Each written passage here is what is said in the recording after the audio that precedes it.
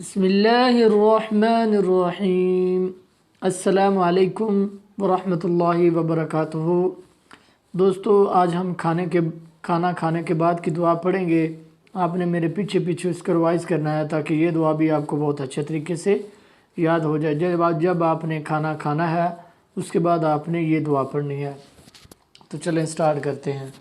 اعوذ باللہ من الشیطان الرجیم، بسم اللہ الرحمن الرحیم۔ کھانا کھانے کے بعد کی دعا۔